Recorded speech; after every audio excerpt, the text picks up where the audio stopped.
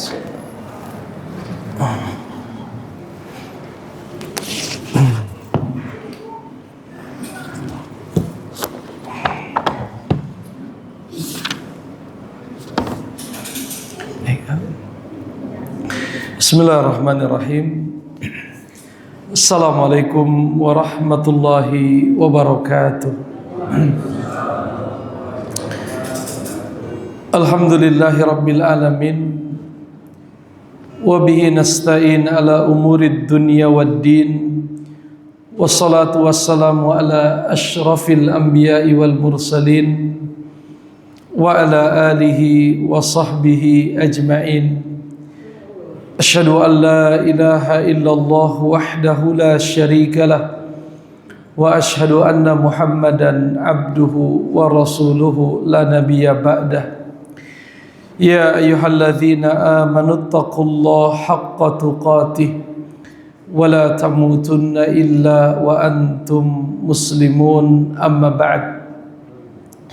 Bapak-bapak dan ibu-ibu jamaah salat subuh Masjid Baitur Rahman, sama-sama kita panjatkan puji dan syukur kehadirat Allah Subhanahu wa taala yang telah memberikan kita semua berbagai macam nikmat, sehingga di pagi hari ini alhamdulillah kita bisa melaksanakan salah satu kewajiban kita semua, melaksanakan salat subuh secara berjamaah. Mudah-mudahan amal ibadah yang kita lakukan di pagi hari ini diterima oleh Allah Subhanahu wa taala, dan mudah-mudahan kita diberikan taufik agar bisa istiqomah. Salawat beriring salam tentunya tidak lupa kita sampaikan kepada suri tauladan kita semua, baginda Rasulullah Muhammad sallallahu alaihi wasallam. Mudah-mudahan kita selalu diberikan kekuatan di dalam mengamalkan sunnah-sunnahnya. Bapak-bapak dan ibu-ibu, para hadirin rahimakumullah. Tema kita di kesempatan pagi hari ini adalah sebuah tema yang berjudul Masdarut Tauhidi wa Manba'uhu. Masdarut Tauhid artinya sumber daripada tauhid. Wa Manba'uhu, dan asal muasal tauhid. Dari mana sumber tauhid itu dan dari mana asalnya? Dari mana kita mengambil penjelasan tentang tauhid dan dari mana penjelasan itu berasal? Bapak dan Ibu sekalian, para hadirin, Islam adalah tauhid dan tauhid adalah Islam. Jadi Islam adalah tauhid dan tauhid adalah Islam. Kalau kita mengatakan bahwa agama semua nabi dan rasul adalah Islam, itu artinya mereka semua adalah berada di atas tauhid. Jadi kalau kita mengatakan para nabi dan para rasul adalah beragama Islam, boleh diartikan mereka semua berada di atas tauhid. Ya, baik itu Nabi Adam, Rasul pertama Nuh, sampai dengan Nabi dan Rasul yang terakhir Nabi Muhammad, mereka semua Islam. Sebagaimana Allah firmankan dalam Al-Quran, huwa sammakumul muslimina min qabl. Allah telah menamakan kalian orang Islam dari dulu. Nabi Yakub berkata kepada anaknya, sedangkan Nabi Yakub itu nenek moyangnya Bani Israel, nama lain daripada Yakub adalah Israel. Israel itu nama lain daripada apa? Yakub. Ketika Yakub sakaratul maut, dia berkata kepada anak-anaknya, ya baniya ma ta'buduna min ba'di. Wahai anak-anakku, apa yang hendak kalian sembah min ba'di setelah aku meninggal? Kemudian anak-anaknya menjawab, na'budu ilahaka wa ilaha abaika Ibrahima wa Ismaila wa Ishaq. Kami akan setia menyembah ilahmu. Ilah itu sesembahan atau Tuhan. Kami akan menyembah ilahmu dan ilah bapakmu yaitu Ibrahim, Ismail dan Ishak, ilahau wahida, yaitu Tuhan yang esa. Kemudian ditutup dengan firman-Nya, wa nahnu lahu muslimun, dan kami orang-orang Islam. Dan kami orang-orang Islam. Ketika Nabi Isa mendapatkan kekafiran Bani Israel, maka Nabi Isa berkata, man ansari ilallah, siapakah di antara kalian yang mau menjadi penolong agama Allah? Qalal hawariyuna nahnu ansarullah, berkatalah Hawari, sahabat-sahabatnya Nabi Isa alaihi salam, kamilah orang-orang yang siap menolong agama Allah. Washhad bi annana muslimun, dan persaksikanlah bahwa kami muslimun. Berarti Nabi Yakub, Nabi Ibrahim, Nabi Ishak, Nabi Isa, begitupun Nabi Muhammad SAW, mereka semua Islam. Yang dimaksud dengan Islam yaitu tauhid. Mereka semua beragama Islam, artinya mereka beragama tauhid, yaitu agama yang mengajarkan hanya beribadah, hanya menyembah kepada ilahan wahida. Ilahan wahida, Tuhan yang satu, yaitu la ilaha illallah. Oleh karenanya dikatakan di dalam kitab ini, at-tauhidu dinun sahihun wa imanun qawimun. Tauhid itu adalah satu-satunya agama yang benar, dan tauhid itu adalah keimanan yang lurus. Mustamaddun min kitabillahi wa sunnati nabiyhi sallallahu alaihi wasallam. Sedangkan tauhid itu bersumber dan bersandar dari kitabullah, dari Al-Quran, dan dari sunnah Rasulullah sallallahu alaihi wasallam. Tauhid adalah ajaran yang datang dari Quran dan hadis, sedangkan Al-Quran dan hadis wahyun minas sama. Dia adalah wahyu yang turun dari mana, Pak? Minas sama, dari langit.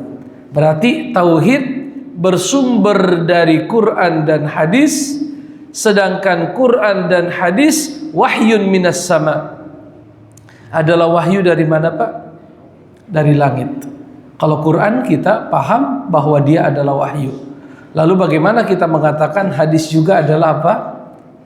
Wahyu. Iya, kata para ulama, hadis juga adalah wahyu, yaitu Allah Subhanahu wa taala memberikan ilmu kepada siapa? Kepada Nabi Muhammad sallallahu alaihi wasallam, yang dengan ilmu tersebut beliau menjelaskan kepada umatnya maksud-maksud dari firman Allah Subhanahu wa taala. Oleh karenanya Allah berfirman dalam Al-Qur'an, wa anzalna ilaikal kitaba, sungguh telah kami turunkan kepadamu kitab, yaitu Al-Qur'an. Untuk apa Quran itu diturunkan kepada Nabi Muhammad? Allah berfirman, litubayyina linnas, agar kamu jelaskan maksudnya linnas. Apa itu linnas? Kepada manusia. Imam Asy-Syafi'i berkata bahwa para ulama sepakat bahwa yang dimaksud dengan firman Allah Subhanahu wa taala, yu'allimuhumul kitaba wal hikmah. Yu'allimuhumul kitaba wal hikmah, bahwa Nabi Muhammad diutus oleh Allah untuk mengajarkan Alkitab dan Al-Hikmah. Imam Syafi'i berkata, para ulama sepakat mengatakan Al-Hikmah bimakna as-sunnah. Hikmah itu artinya apa, Pak? As-sunnah. Jadi huwallazi ba'atsa fil ummiyina rasulan. Dialah Allah mengutus kepada satu kaum yang ummi rasulan, yatslu alaihim ayatihi, yang membacakan kepada mereka ayat-ayatnya, wa yuzakkihim, dan membersihkan hati mereka dari kesyirikan, dari dengki, dari kesombongan, wa yu'allimuhumul kitaba wal hikmah, dan mengajarkan kepada mereka Alkitab. Kalau Alkitab kita tahu Al-Quran.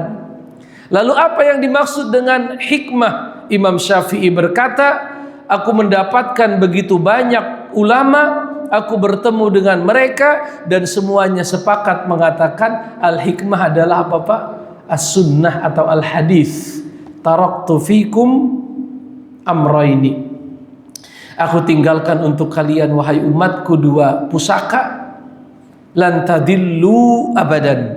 Kalian tidak akan pernah tersesat selamanya, in tamassaktum bihima. Kalau kalian berpegang teguh dengan dua-duanya. Apa itu? Kitabullah, Al-Quran, dan sunnatu Rasulillah sallallahu alaihi wasallam. Berarti tauhid bersumber dari Quran dan hadis. Sedangkan Quran dan hadis bersumber dari mana Pak? Dari langit, yaitu Allah menurunkan wahyu kepada para nabi dan rasul. Lalu dikatakan di sini, wa kullu ma indan nasi min aqaid mughayaratin litauhidi wa munafiyatin lahu fahiya aqaidu nabitatun fil ardi. Di sini dikatakan wa kullu, dan semua, ma indan nasi, dari apa-apa yang ada di sisi manusia, min aqaid, berupa keyakinan-keyakinan, mughayaratin lit tauhid, yang berbeda dan bertentangan dengan tauhid, maka itu adalah akidah-akidah nabitatun fil ardi. Apa itu nabitatun fil ardi? Semua keyakinan, semua akidah, semua kepercayaan yang tidak sesuai dengan tauhid, bertentangan dengan tauhid, itu akidah yang tumbuh di bumi. Kalau tauhid turun dari langit. Tauhid turunnya dari mana Pak? Dari langit, wahyu. Tapi semua akidah, semua keyakinan, semua kepercayaan yang bertentangan dengan tauhid, nabitatun fil ardi, adalah sesuatu yang tumbuh di bumi, ikhtara'ahan nasu, yang dibuat-buat oleh manusia, wa ahdatsuha wa aujaduha, dan diada-adakan oleh siapa Pak? Manusia. Artinya yang murni, yang suci, yang kita bawa bahkan semenjak kita lahir, kullu mauludin yuladu alal fitrah. Setiap bayi yang lahir terlahir dalam kondisi apa Pak? Fitrah. Dalam perjalanan hidupnya dia dipengaruhi oleh lingkungan. Fa'abawahu yuhawwidanihi au yunassiranihi au yumajjisanihi. Kemudian kedua orang tuanya mempengaruhi anak itu sehingga menjadi apa Pak? Yahudi atau Nasrani atau Majusi. Kenapa Islam tidak disebut? Kenapa Islam tidak disebut? Nabi hanya mengatakan setiap anak yang lahirnya di atas fitrah, lalu di kemudian hari dia dipengaruhi oleh lingkungannya, ayahnya membawa dia menjadi Yahudi, menjadi Nasrani, atau menjadi, kenapa tidak disebut Islam? Karena Islam sama dengan fitrah. Islam sama dengan fitrah, dan fitrah manusia tauhid. Fitratallah fataran nasa alaiha. Itulah fitrah yang di atasnya Allah menciptakan manusia. Fattauhidu huwal aqidatul wahidatul lati nazalat minas sama. Maka sekali lagi kata beliau, tauhid itu adalah akidah satu-satunya allati nazalat minas sama, yang telah turun dari langit. Langit tidak pernah menurunkan akidah apapun kecuali apa Pak? Tauhid. Kalau ada akidah yang bertentangan dengan tauhid, maka itu dipastikan bukan berasal dari langit, tapi berasal dari mana? Dari bumi. Akidah yang dibuat-buat oleh manusia, akidah yang diada-adakan oleh manusia, akidah yang dikarang-karang oleh siapa Pak? Oleh manusia. Apakah manusia sepintar itu bisa membuat akidah? nanti dia dipengaruhi oleh banyak faktor. Salah satunya nanti akan kita baca, yaitu wahyu syaitan, bahwa setan akan apa Pak? Akan membisikkan kepada telinga manusia, sebagaimana akan kita baca nanti di ujung. Lalu dikatakan di sini, wa huwa dinullah, tauhid itu adalah agamanya Allah, alladzi radiyahu liibadihi, yang mana Allah telah ridha agama itu sebagai agama untuk hamba-hambanya. Oleh karenanya Allah berfirman, wa raditu lakumul islam madina. Ayatnya populer Pak ya, yaitu firman Allah surat Al-Maidah ayat yang ketiga, wa raditu, aku telah ridho, lakum, bagi kalian, Islam madinan, Islam sebagai agama kalian. Islam sama dengan apa tadi Pak? Tauhid. Islam sama dengan tauhid. Tauhid sama dengan Islam. Islam itu tauhid. Tauhid itu Islam. Di ayat yang lain kata beliau, Al-Baqarah 130, Allah berfirman, wa may yarghabu an millati Ibrahim illa man safiha nafsah. Barang siapa yang membenci agama Nabi Ibrahim, maka dia telah membodohi dirinya sendiri. Di ayat yang lain Allah berfirman, Ali Imran 85, wa may yabtaghi ghairal islami dinan falai yuqbala min. Barang siapa yang memilih selain daripada Islam, selain daripada tauhid, falai yuqbala min. Falan, apa itu falan Pak? Tidak akan pernah diterima, wa huwa fil akhirati minal khasirin. Dan orang yang memilih jalan selain daripada jalan tauhid, kelak di akhirat termasuk orang-orang yang khasir. Apa itu khasir Bapak dan Ibu? Merugi. Karena Allah tidak menerima agama kecuali satu, agama tauhid. Dan agama para nabi dan rasul itu satu. Agama yang turun dari langit itu satu. Apa itu Pak? Agama tauhid. Lalu dikatakan di sini, di ayat yang lain surat Ali Imran 19, Allah berfirman, Inna dina indallahil Islam. Sesungguhnya agama yang diridhoi di sisi Allah adalah Islam. Fattauhidu huwa wahyun minallahi azza wa jalla munazzalun ala ibadihi. Maka kesimpulannya kata beliau, tauhid itu adalah agama yang diturunkan kepada hamba-hambanya. Wa huwa dinullahi alladzi khalaqal khalqa li ajlihi. Dan dia adalah agama Allah yang karenanya Allah menciptakan makhluk-makhluknya. Jadi Allah menciptakan jin dan manusia untuk apa Pak? Liya'budun, kan begitu Pak ya.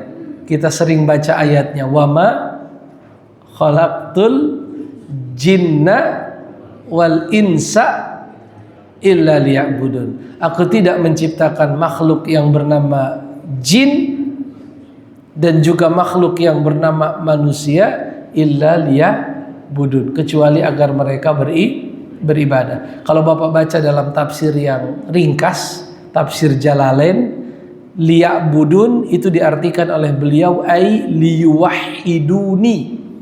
Liya'budun bimakna liyuwahhiduni. Aku tidak menciptakan manusia kecuali untuk ibadah, diartikan oleh Imam Jalaluddin dalam tafsir Jalalain, liya'buduni ai liyuwahhiduni, yaitu agar mereka mentauhidkanku. Apa itu tauhid Pak? Tidak beribadah kecuali hanya kepada Allah Subhanahu wa ta'ala. Bahkan Allah Subhanahu wa ta'ala tidaklah mengutus nabi dan rasul, kata beliau, kecuali untuk tujuan menegakkan tauhid.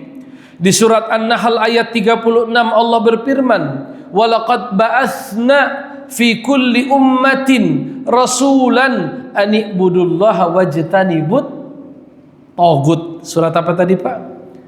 An-Nahl 36. Telah kami utus para nabi dan rasul untuk satu tugas yang sama. Apa itu tugas yang sama Pak? Ani'budullaha, untuk mengajak manusia beribadah kepada Allah, wajtanibut taghut. Apa itu wajtanibut taghut Pak? Dan agar mereka menjauhi taghut. Apa itu taghut? segala sesuatu yang disembah selain Allah. Itu namanya tagut. Segala sesuatu yang disembah, yang diibadahi selain Allah Subhanahu wa taala. Di ayat yang lain Allah Subhanahu wa taala berfirman, "Ata amrullahi fala tasta'jiluhu." Telah datang perintah dari Allah, janganlah kalian tergesa-gesa. Subhanahu wa ta'ala amma yusyrikun. Maha suci Allah dari apa yang mereka persekutukan. Yunazzilul malaikata birruhi min amrihi.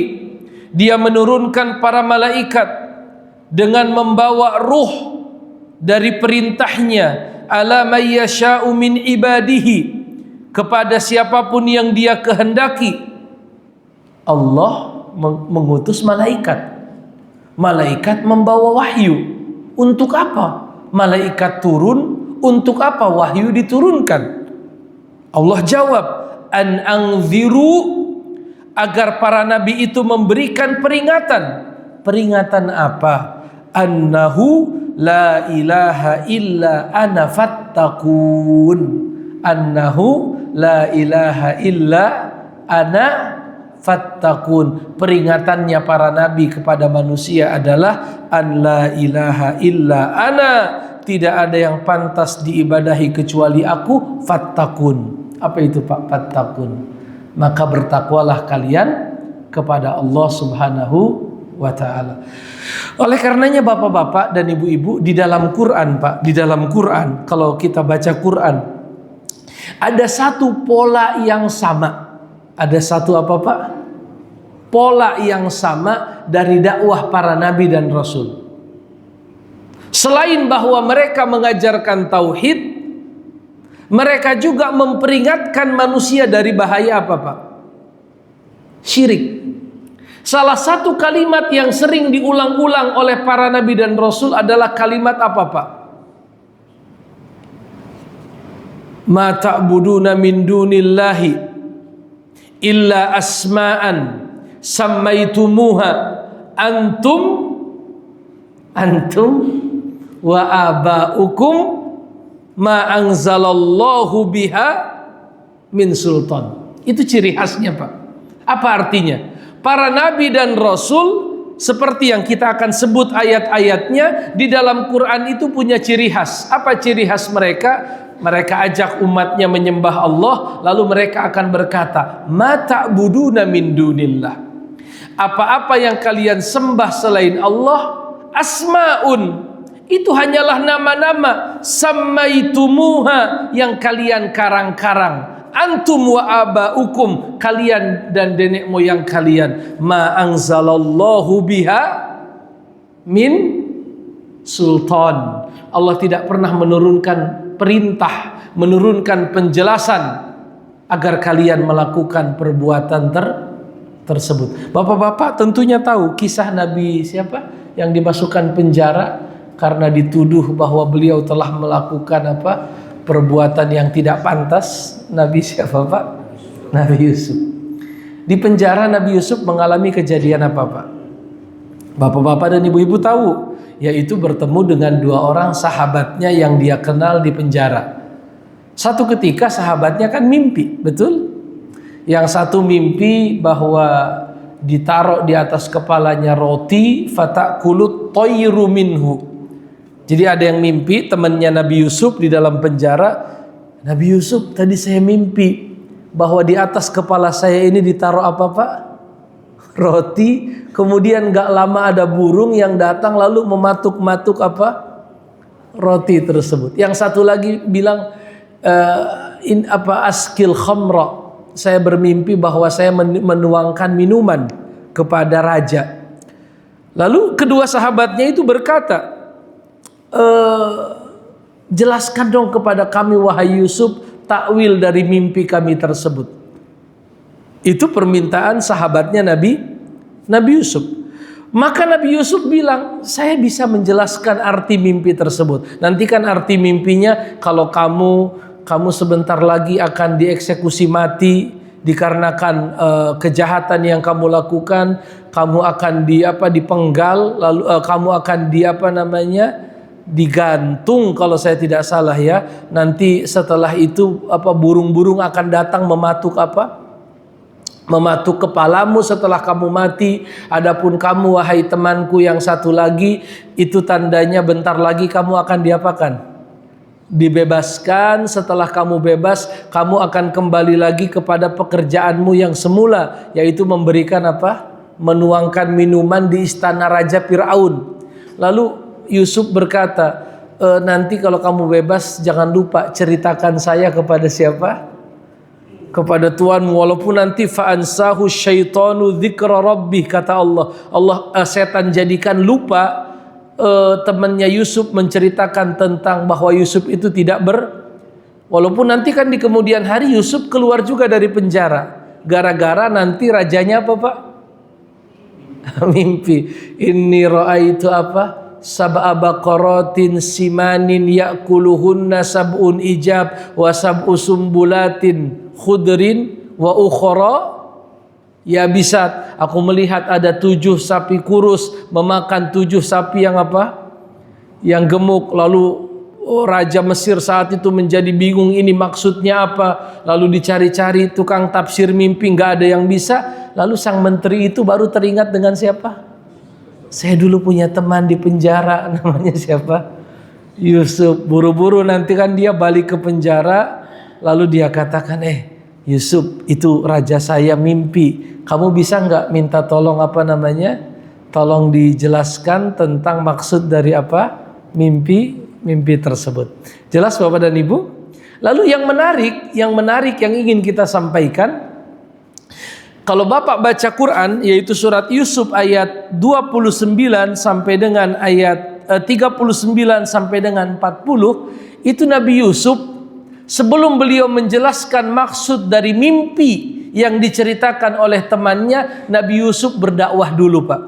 Nabi Yusuf apa Pak? Berdakwah. Apa isi dari dakwahnya? Nanti dilihat surat Yusuf ayat 39, Allah berfirman, wahai sahabatku, a'arbabun mutafarriquna khairun amillahul wahidul qahhar. A'arbabun. Arbab apa artinya Pak? Arbab itu jamak daripada Rabbun. Rabbun, arbabun. Kalau Rabbun satu, kalau arbabun banyak. Rabbun, Allahu Rabbul Alamin. Rabb itu satu. Tapi kalau arbabun artinya apa Pak? Banyak. Maka Nabi Yusuf bertanya kepada temannya, arbabun mutafarriquna, apakah Tuhan-Tuhan yang banyak itu khairun, lebih baik, amillahul wahidul qahhar, atau Allah yang Maha Esa? Jadi Nabi Yusuf ingin pakai apa namanya Pak? Logika. Coba kalian pikirkan, lebih baik Tuhan itu satu atau Tuhan itu banyak? Satu atau banyak? Ibu-ibu nggak kebayang kalau Tuhannya banyak ya. Yang satu pengen apa? Musim apa ini? Musim durian. Yang satu bilang, oh jangan dulu, nanti aja sebulan lagi. Yang satu pengen mungkin menjadikan si fulan itu panjang umur. Yang satu lagi bilang enggak, dia harus mati. Maka Tuhan itu akan berantam. Dan yang menang dialah yang menjadi yang paling tinggi, yang paling kuasa. Kalau manusia saja punya cenderung ingin saling apa Pak? Manusia ingin saling apa? Menguasai, mengalahkan dan lain sebagainya. Maka sangatlah tidak pantas kalau Tuhan itu memiliki apa Pak? Memiliki sekutu. Tuhan itu tidak pantas memiliki apa? Sekutu. Ini kalimat yang menarik yang diucapkan oleh Nabi Yusuf. Mari kita simak. Nabi Yusuf berkata, ma ta'buduna min dunihi, apa-apa yang kalian sembah selain Allah, illa asma'an sammaitumuha, itu hanyalah nama yang kalian buat-buat, antum wa abaukum, dibuat oleh kalian dan dibuat oleh nenek moyang kalian. Jadi kalau ada nama, siapa Pak namanya Pak? Wat, Suwa, Yagus, Ya'uq, Nasr, Latta, Uzza, Manat, Hubal ya. Ketika Nabi kalah dalam perang Uhud, Abu Sufyan berkata apa? Ya'lu Hubal, Ya'lu Hubal. Tinggi Hubal, tinggi Hubal. Maka saat itu Nabi memerintahkan Khalifah Umar untuk menjawab ya dengan mengucapkan apa? La ilaha illallah. Tidak ada yang patut disembah selain Allah. Bapak dan Ibu, itu yang ayat yang barusan kita baca bercerita tentang siapa, Pak? Nabi Yusuf. Antara Nabi Yusuf dengan Nabi Muhammad jaraknya jauh atau dekat? Oh, jauh. Jauh. Nabi Yusuf itu Nabi Bani Israel. Nabi terakhir Bani Israel siapa, Pak? Berdasarkan hadis, Nabi yang terakhir dari kalangan Bani Israel itu Nabi Isa. Nabi Isa. Nabi Muhammad lahir 610 Masehi. Berarti dengan Nabi Isa saja jaraknya itu 6 abad. Itu dengan Nabi siapa? Nabi Isa. Nabi Isa kan diangkat oleh Allah ke langit di usia 30. Berarti sekitar tahun 30 Masehi. Masehi itu setelah kelahiran Nabi Isa. Sedangkan Nabi Muhammad baru lahir apa diutus ya? 610 Masehi. Artinya jarak antara Nabi Muhammad dengan Nabi Isa saja 6 abad. Apalagi dengan Nabi siapa, Pak? Nabi Yusuf. Sedangkan Nabi Yusuf nenek moyangnya Bani Israel. Karena Yusuf itu bin Yakub. Sedangkan Yakub nama lainnya adalah siapa? Israel. Dari keturunan Yakub inilah akan lahir 12 anak laki-laki. 12 anak laki-laki itu yang disebut dengan Al-Asbab. Al-Asbab. Anak-anak yang 12. Salah satunya Yusuf, Bunyamin dan lain sebagainya. Artinya antara Nabi Muhammad dengan Nabi Yusuf bisa lebih dari 1000 tahun. Bahkan mungkin bisa di angka 1600 tahun atau sekian. Walaupun nanti kan sebelum Nabi Isa kita sebut namanya SM. Sebelum Masehi. Kalau setelah Nabi Isa disebut Masehi. Nah, Masehinya saja antara Nabi Muhammad dengan Nabi Isa itu jauh, sekitar tadi 610 Masehi, berarti 610 tahun. Apalagi dengan Nabi Yusuf yang merupakan nenek moyangnya Nabi Isa. Kalau antara Nabi Muhammad dengan Nabi Isa 600 tahun, lalu bagaimana dengan Nabi Yusuf? Itu lebih jauh lagi. Tetapi uniknya, walaupun jarak mereka ribuan tahun lamanya, tetapi dakwah mereka sama, Pak. Dari mana kita tahu? Tadi kan surat Yusuf ayat berapa, Pak? Ayat 39 sampai 40. Kalau kita buka dalam surat An-Najm ayat 19 sampai dengan ayat 23, di dalamnya Allah menjelaskan ucapan Nabi Muhammad kepada orang Mekah, dan ucapannya persis seperti ucapan Nabi Yusuf kepada sahabatnya di dalam apa, Pak? Dalam penjara. Coba kita dengar nih.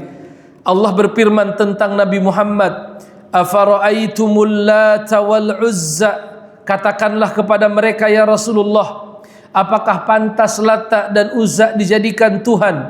Wa Manatath Tsalitsatal Ukhra, begitupun Manat. Alakumuz zakaru walahul unsa, apakah bagi kalian anak laki-laki, bagi Allah anak perempuan? Maksudnya apa, Pak? Maksudnya apa itu? Orang-orang musyrik, orang-orang Mekah punya keyakinan malaikat itu banatullah. Apa itu banatullah, Pak? Banat, apa artinya banat? Bintun itu satu. Kalau banyak, banat, anak-anak wanita. Jadi orang Mekah diantara kesesatan mereka meyakini malaikat itu apa, Pak? Putri-putri Allah. Tapi yang paling aneh lagi, orang-orang Mekah yang mengatakan malaikat anak perempuan Allah, mereka itu malu kalau punya anak perempuan. Wa idzal mau'udatu, di surat apa itu, Pak? Di surat An-Nazi'at ya. Wa idzal surat apa? Wa idzal mau'udatu su'ilat bi ayyi dzambin kutilat. Apabila anak wanita yang dikubur hidup-hidup itu, bayi wanita yang dikubur hidup-hidup itu, su'ilat, kelak pada hari kiamat akan ditanya. Oh, itu di surat At-Takwir ya. Wa idzal mau'udatu su'ilat, apabila bayi wanita yang dikubur hidup-hidup itu ditanya bi ayyi dzambin. Maksudnya orang-orang Mekah ini aneh. Mereka malu kalau istrinya melahirkan anak perempuan, tetapi mereka malah mengatakan Allah punya anak perempuan. Siapa anak perempuan Allah, Pak? Malaikat. Itu saking jahiliyahnya ya. Walaupun Islam datang menjadikan wanita mulia. Islam datang dengan syariat yang memuliakan apa? Wanita. Kemudian Allah berfirman, in hiya illa asma'un, Latta, Uzza dan Manat itu adalah asma'un, nama-nama, sammaitumuha antum wa abaukum, yang kalian karang-karang bersama nenek moyang kalian. Berarti para nabi bahasanya sama enggak, Pak? Sama. Itu baru dua tuh, Nabi Yusuf sama Nabi Muhammad sama. Di surat yang lain, di surat Hud ayat yang ke-71, Allah mengabadikan ucapan Nabi Hud di mana beliau berkata, atujadilunani, apakah kalian ingin berdebat denganku, fi asma'in, tentang nama-nama, sammaitumuha antum wa abaukum, yang kalian buat-buat bersama nenek moyang kalian, ma nazzalallahu biha min sultan, Allah tidak pernah menurunkan satu penjelasan pun di mana dia memerintahkan kalian menyembah selain. Jelas tidak, Pak? Ini sudah 3 nabi nih, Nabi Yusuf, Nabi Hud dan Nabi Muhammad. Semuanya sama, Pak, bahwa para nabi itu menjelaskan kepada umatnya, kalau kalian menyembah selain Allah, kalian menyembah karang-karangan. Apa itu karang-karangan, Pak? Hayalan, imajinasi. Apa itu imajinasi? Tapi pernahkah kita terlintas di pikiran, dari mana imajinasi itu datang? Apakah itu murni karya manusia atau ada pengaruh dari setan, Pak? Itu murni karya manusia atau ada pengaruh dari setan? Apakah setan punya kemampuan membisikkan sesuatu? Bapak kalau masih ingat pertemuan kita sebelumnya, ketika kita berbicara tentang sejarah kesyirikan, itu pembahasan kita beberapa bulan yang lalu, kita bahas sejarah kesyirikan. Itu kan kesyirikan pertama, masih ingat, Pak, terjadi di zaman siapa? Nabi Nuh. Sebelum zaman Nabi Nuh, manusia nggak kenal namanya syirik, Pak. Syirik baru pertama kali terjadi di zaman siapa? Nabi Nuh. Ada yang masih ingat apa faktornya? Karena berlebih-lebihan kepada siapa? Kepada orang soleh. Orang solehnya namanya siapa, Pak? Ada di surat Nuh kalau Bapak baca. Wad, Suwa, Yaguth, Ya'uq, satu lagi Nasr. Wad, Suwa, Yaguth, Ya'uq dan Nasr. Ada yang tahu sejarahnya kenapa orang soleh ini jadi berhala? Orang solehnya meninggal. Lalu umat Nabi Nuh sedih. Lalu setan datang berkata, ya kalau sedih ya buat kenang-kenangan dong, patung dan lain sebagainya, supaya nanti kalau kalian lagi malas ibadah, kalian tatap itu patung itu, lalu kalian teringat dengan orang-orang soleh. Kalau kalian teringat dengan kesolehan mereka, teringat dengan kesungguh-sungguhan mereka dalam ibadah, kalian jadi semangat ibadah. Dibuatlah patung, Pak, patung orang soleh, patung dan gambar orang soleh. Di kemudian hari para pembuat patung itu apa, Pak? Meninggal. Para pembuat patung itu apa? Meninggal. Maka setan datang lagi. Itu dulu ayah kalian bisik ke telinga, bisik ke pikiran kita. Ayah kalian bikin patung itu agar kalian beribadah kepada Allah di sisi patung itu. Karena kalau ibadahnya di situ akan lebih mustajab, akan lebih diapakan? Dikabulkan. Udah, generasi kedua pun meninggal. Setan sabar, berproses. Generasi ketiga sudah benar-benar generasi yang bodoh. Maka setan berkata, kalian banyak dosa, kalian banyak salah, kalian makhluk lemah. Kalau langsung minta kepada Allah nggak bisa, Terus gimana? Ini ada nih, ini Siwat, Suwa, Yagus, Yauk, dan Nasr. Cukup kalian sebut nama mereka, sebutkan apa permintaan kalian, biar mereka yang memintakan untuk kalian kemana? Kepada Allah. Ustadz ngarang-ngarang. Enggak, Bapak boleh buka Al-Quran. Begitu diceritakan di Quran. Di surat apa? Di surat Az-Zumar. Ayat berapa? Ayat yang ketiga. Allah berfirman, ala lillahi dinul khalis. Sesungguhnya milik Allah agama yang suci dari kesyirikan. Walladzina takhadu min dunihi awliya. Dan orang-orang yang menjadikan sekutu bagi Allah, mereka berkata, ma na'buduhum, kami tidak menyembah mereka. Na'budu kan menyembah, berdoa. Ma na'buduhum, kami tidak meminta berdoa kepada mereka illa liyuqarribuna ilallahi zulfa, kecuali agar mereka Siwat, Siswa, Siyagus, Siyauk, Sinasr yuqarribuna, kami berharap kalau kami mintanya ke mereka, mereka akan mendekatkan kami kepada Allah dengan apa? Zulfa. Apa itu zulfa, Pak? Sedekat-dekatnya. Jadi orang-orang yang syirik itu kebanyakan mereka tidak pernah merasa bahwa dirinya telah melakukan apa? Kesyirikan. Karena dia dibisikkan oleh setan, sebagaimana yang Allah firmankan dalam surat, Bapak dan Ibu boleh tulis atau boleh lihat, Al-An'am 112. Al-An'am ayat berapa? 112. Allah berfirman, wa kadzalika ja'alna likulli nabiyyin aduwan syayatinal insi wal jin. Begitulah kami jadikan untuk setiap nabi musuh, yaitu setan dari kalangan manusia dan jin. Jadi musuh para nabi itu siapa, Pak? Setan dari kalangan siapa? Manusia dan jin. Ada apa dengan setan itu? Perhatikan ayatnya, Pak. Yuhi ba'duhum li ba'din.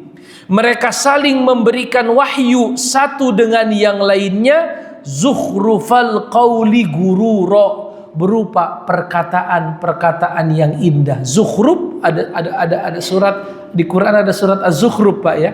Zukhruf artinya apa? Perhiasan.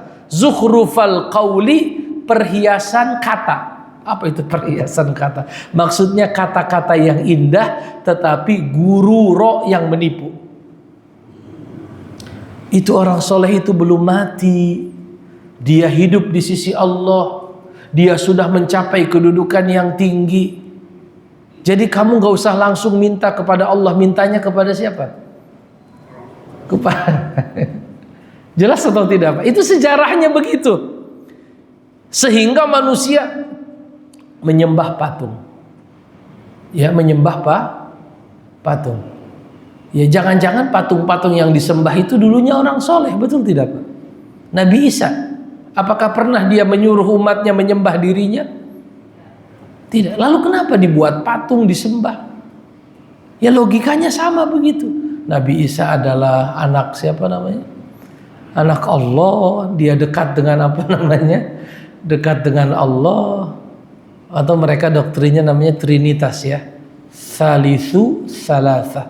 Allah berfirman, wala taqulu salisu salasa. Jangan pernah kalian mengatakan Allah itu satu dari yang tiga, atau kita sebut dengan Trinitas. Berarti wahyu ada berapa, Pak? Wahyu ada dua, ya. Ada wahyu dari Ar-Rahman, ada wahyu dari setan. Ada wahyu dari, berarti manusia dilahirkan dalam kondisi tauhid. Kemudian setan mempermainkan akal mereka, membisikkan perkataan yang indah lagi menipu. Surat apa tadi, Pak? Al-An'am ayat 112. Masih di surat yang sama Bapak dan Ibu, Al-An'am 121, ini lebih terang lagi Pak, lebih jelas lagi. Al-An'am 121 Allah berfirman, wa inna syayatina, dan sesungguhnya setan itu la yuhuna ila auliyaihim, benar-benar mewahyukan kepada teman-temannya. Untuk apa setan mewahyukan kepada teman-temannya? Liyujadilukum,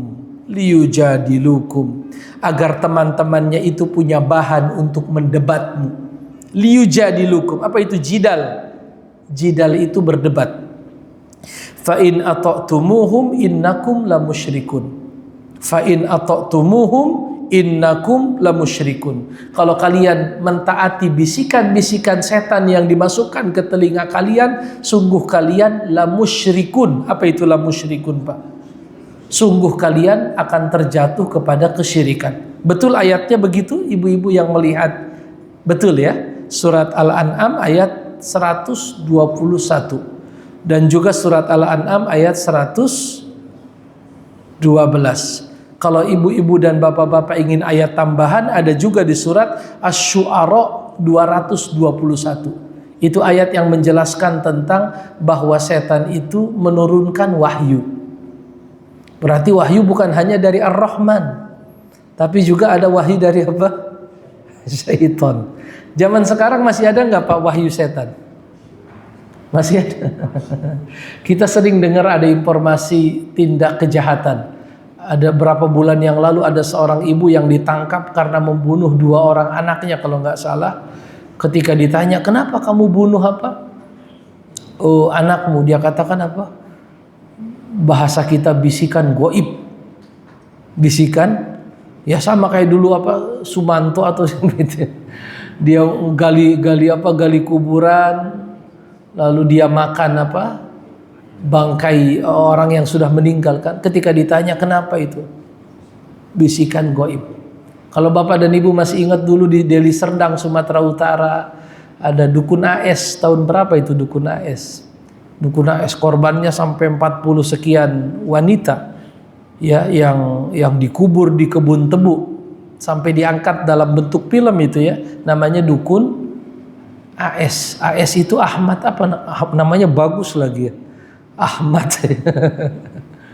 Dukun AS itu saya pernah baca apa namanya sejarahnya. Dukun AS itu kental dengan kesyirikan dan dia mendapatkan bisikan-bisikan goib untuk melakukan hal-hal yang kalau diceritakan di masjid nggak pantas, hal-hal yang sangat kotor, hal-hal yang sangat apa? Kotor. Salah satunya dia satu rumah dengan istrinya dan dia menikahi pula apa namanya adik dari istrinya dan mereka hidup satu rumah, dan yang itu masih ringan. Yang lebih jelek dari itu dia lakukan tapi tidak pantas kalau diceritakan di masjid. Dan itu rata-rata bisikan apa Pak? Bisikan gaib. Jadi bahkan kita pun jangan-jangan pernah, saya misalnya ya, apakah saya bisa merasakan? Bisa, dalam arti bukan saya punya indera ya, tapi kadang setan itu membisikkan saya untuk apa Pak? Menunda-nunda amal, kan begitu ya. Udah nanti aja. Atau setan membuat saya menjadi apa? Menganggap melakukan apa, normalisasi sesuatu yang sebenarnya tidak pantas. Udahlah, nggak masalah. Namanya manusia, nggak bisa lepas dari apa namanya. Dari itu setan membisik. Itu namanya was-was Pak ya. Kita berlindung apa? Dari was-was yang dibisikkan oleh setan. Jelas Bapak-bapak? Jadi berdasarkan ayat-ayat dan hadis yang sudah kita jelaskan, maka jelaslah bagi kita semua bahwa sumber tauhid, bahwa Islam adalah tauhid. Islam adalah apa Pak? Tauhid. Tauhid adalah Islam. Tauhid itu satu keyakinan, satu ajaran di mana kita diperintahkan hanya beribadah kepada siapa? Allah, dan meninggalkan segala bentuk kesyirikan, baik yang kecil maupun yang nanti kalau kita rinci kesyirikan banyak jenisnya Pak. Ada syirik asgor, ada syirik akbar, banyak itu penjelasan panjang sekali tentang kesyirikan. Tauhid adalah Islam, Islam adalah tauhid, tauhid bersumber dari Quran dan hadis, sedangkan Quran dan hadis adalah wahyu yang bersumber dari mana Pak? Dari langit. Adapun ajaran yang bertentangan dengan tauhid itu tumbuhnya di bumi, dibuat, dikarang, diada-adakan oleh manusia yang dapat bisikan-bisikan dari siapa Pak? Dari setan. Jelas Bapak dan Ibu sekalian? Barangkali itu Bapak dan Ibu sementara waktu yang bisa kita bacakan di pagi hari ini. Apakah sudah syuruk atau belum ini Pak? Sudah syuruk ya, Alhamdulillah. Baik, sebelum ditutup barangkali ada pertanyaan, silahkan Bapak dan Ibu.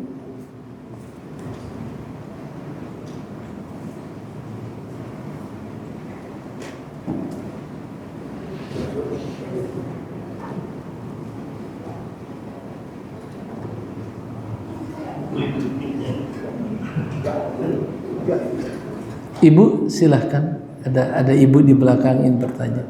Ada mic-nya supaya bisa kedengeran. Sebentar Ibu. Silahkan. Waalaikumsalam.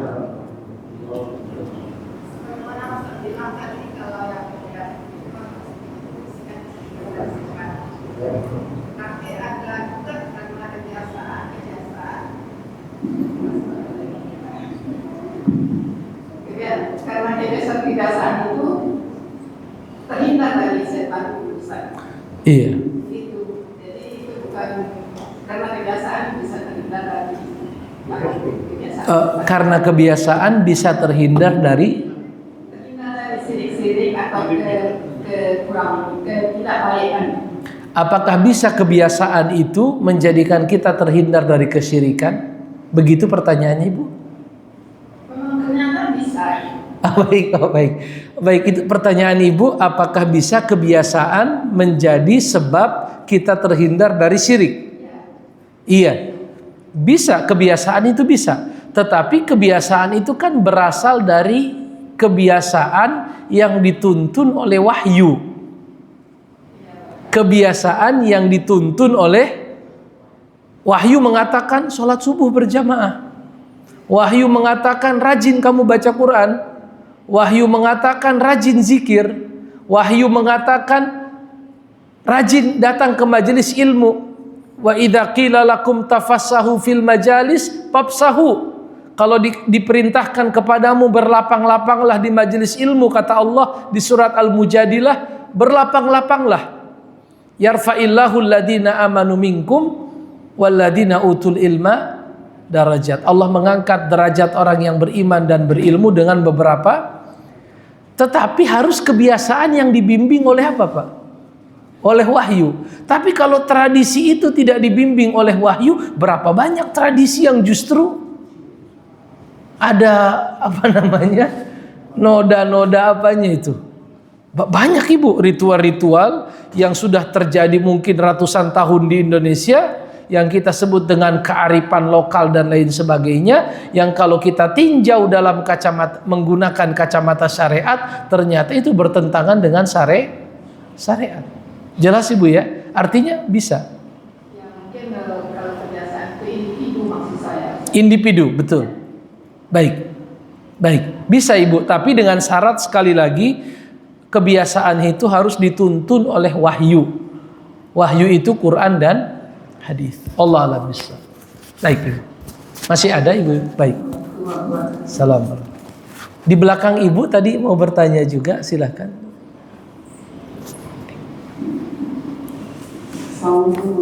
Waalaikumsalam. Saya bertanya, itu tadi saat dalam kajian kalau anak itu terakhir dalam Islam. Nah itu akan dibawa dia ke Nasrani, Iya. Majusi dan Yahudi. Iya. Sementara kan dengan keadaan, apalagi di medsos ya, ya. Iya. Nah itu bisa kan kasih contoh untuk saya. Iya. Terima kasih, assalamualaikum. Waalaikumsalam warahmatullah. Betul Ibu-ibu bahwa pengaruh terbesar yang menyebabkan seorang anak keluar dari fitrah adalah lingkungan terkecil. Yang saya maksud lingkungan terkecil orang tua. Dan itu sesuatu yang logis. Karena yang paling banyak membersamai kita adalah ayah dan ibu. Maka yang paling dominan memberikan warna kepada diri kita adalah orang tua. Dalam arti kalau orang tuanya Nasrani, anaknya besar kemungkinan Nasrani. Kalau orang begitupun Yahudi, begitupun Majusi. Oh Ustadz, berarti mereka lebih kecil kemungkinan dapat hidayah? Enggak juga. Karena Allah yang Maha Rahman, Maha Rahim telah tidak menjadikan orang tua sebagai ukuran hidayah. Kalau orang tua jadi ukuran hidayah, enggak mungkin Kan'an anaknya Nabi Nuh itu tidak mau beriman, atau Abu Thalib pamannya Nabi tidak mau beriman, atau Azar ayahnya Ibrahim tidak mau apa? Artinya Allah yang Maha Pengasih dan Maha Penyayang tidak menjadikan ayah dan ibu sebagai ukuran apa yang akan ditempuh oleh seorang anak. Bahwa dia akan terpengaruh, iya. Tetapi kenyataan zaman sekarang, kita di zaman medsos, berapa banyak orang-orang yang ayah dan ibu keluarganya Nasrani atau agama lain, di kemudian hari dia sadar, dia masuk Islam, kita bangga melihat dia. Banyak di media sosial yang lagi viral sekarang, Ustadz siapa itu? Dondi. Saya sering lihat Donditan, Bapak tahu Donditan? Ada lagi sebelumnya ada Ustadz siapa itu? Oh Felixio, banyak sekali. Sekarang ada Ustadz namanya Dery Sulaiman, dia ngajak public figure untuk apa? Masuk Islam. Willy Salim atau siapa ya? Bobon, semua sama dia itu luar biasa. Dan terkadang orang yang masuk Islam itu Islamnya lebih kuat daripada Islam warisan. Betul tidak? Orang-orang yang masuk Islamnya setelah dia kuliah, setelah dia nyari begitu ya. Ada lagi yang orang Chinese juga, siapa? Koh Dennis, pernah dengar nggak Bapak dan Ibu? Itu pintar-pintar. Justru yang Islam dari lahir kadang malah kita bilang, aduh ini kita malu ini. Dia Islam dari lahir tapi tidak mengamalkan apa? Islam. Artinya nggak selalu bahwa banyak orang Islam dari lahir jadi ulama, banyak. Tetapi tidak sedikit malah jadi apa Pak? Jadi beban. Artinya jadi beban, dia Islam cuma nama, Islam cuma KTP, tetapi dia tidak mengamalkan Islam. Tapi justru yang lahirnya sebagai Nasrani, apalagi di negara barat, di benua biru, di Eropa, mereka masuk Islam secara apa itu? Yang terbaru kan yang wali kota New York ya, siapa sih namanya itu? Zohran Mamdani. Sebelumnya wali kota London, siapa namanya? Khan, Siddiq Khan. Itu orang Islam juga. Luar biasa Pak. Maksud saya bahwa orang yang lahir sebagai Muslim semestinya dia punya modal yang besar untuk menjadi orang yang baik. Orang yang lahirnya ayah ibunya Nasrani harusnya modalnya lebih kecil. Tapi kadang kenyataannya apa Pak? Terbalik. Ya kadang memang begitu Pak. Sesuatu yang didapatkan dari warisan itu kan orang mendapatkannya nggak susah. Jadi kadang kurang diapain itu? Kurang dijaga. Tapi orang yang dapatnya hasil apa? Hasil mikir, hasil baca, hasil debat, itu lebih awet biasanya. Hasil perjuangan lah begitu ya. Allah alam bissawab. Silahkan Pak. Assalamualaikum warahmatullahi wabarakatuh. Ketika kita mendengarkan atau menyanyikan syair lagu yang isinya memuja seseorang, itu sudah masuk ke syirik apa? Misalnya kan syair lagu itu, hidup dan matiku hanya untukmu. Masya Allah. Syairnya isinya memuja seseorang. Iya Pak. Ini sudah masuk ke dalam kategori syirik ataukah tidak? Bisa iya, bisa tidak. tergantung nanti syairnya. Artinya kita tidak bisa memukul rata. Sebagian syair terlalu parah, terlalu berlebih. Kalau ada syair yang mengatakan, wahai kasihku, hidup dan matiku ini adalah untukmu, dan dia tunjukkan itu kepada selain Allah, saya khawatir itu kesyirikan. Karena itu bertentangan dengan apa yang kita yakini. Qul inna salati wa nusuki wa mahyaya wa mamati lillahi rabbil alamin. Katakanlah sesungguhnya qul inna salati, salatku, ibadahku, hidupku, matiku lillahi rabbil. Itu nggak bisa kita palingkan kepada selain Allah Subhanahu wa taala. Tetapi sebagian tidak, hanya kalimat-kalimat apa namanya? Kalimat gombal, kalimat puitis. Dan kadang yang puitis-puitis begitu hanya ada diucapkan bukan karena semata-mata ekspresi hati, tetapi ya popularitas. Sehingga dalam banyak kasus orang yang bernyanyi dengan sangat mesra, orang yang menyanyi dengan sangat puitis, itu pada akhirnya selingkuh. Itu pada akhirnya berkhianat kepada pasangannya. Karena rata-rata itu bukan ungkapan hati, tetapi nafsu ketenaran. Oleh karenanya mohon maaf ya, saya tidak memukul rata. Tapi dalam banyak kasus yang orang-orang yang begitu, dalam arti yang bikin syair-syair gombal begitu, rata-rata dalam perjalanan hidupnya dia akan apa? Selingkuh atau akan dan lain sebagainya. Berarti apa yang dia ucapkan itu tidak murni, tetapi lebih kepada keasikan, rasa asyik ketika mendengar apa? Tangga-tangga nada atau yang lain sebagainya. Dan itu yang terjadi, Pak. Ya, Bapak cari apa namanya penyanyi yang paling puitis siapa misalnya ya? Apa namanya, Dewa Cinta atau apa namanya, coba dan lihat kehidupannya,